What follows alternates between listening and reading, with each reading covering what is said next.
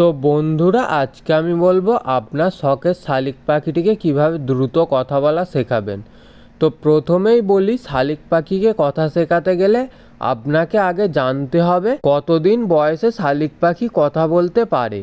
শালিক পাখি কথা তখনই বলতে পারবে যখন একটা শালিক পাখির বয়স 6 থেকে 8 মাস বয়স পার হবে, তখনই একটা শালিক পাখি অল্প অল্প কথা শেখে।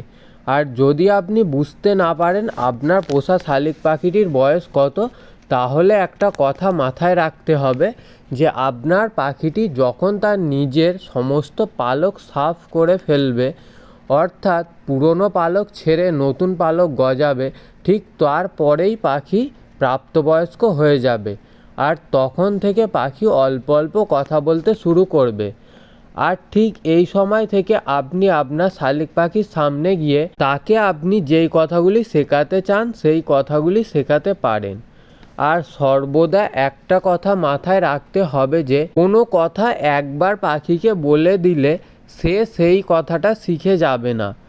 আর তাই আপনি আপনার পাখিকে বারবার প্রত্যেক দিন একই কথা আপনার পাখির সামনে বলে বলে তাকে কথা শেখাতে হবে। আর অবশ্যই বাড়ির বাচ্চাদের যেভাবে আমরা কথা শিখিয়ে থাকি, ঠিক সেইভাবেই সহজ কথাগুলি বারবার পাখির সামনে বলে বলে তাকে কথা শেখাতে হবে।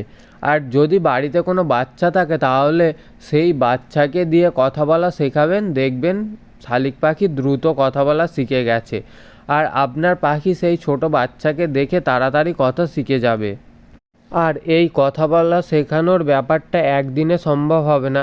আর প্রত্যেক দিন আপনার পাখিকে আপনি সময় দিন, তার সাথে বেশি করে সময় কাটান, তাকে বেশি বেশি করে কথা শেখান, একই কথা বারবার তার সামনে বলুন।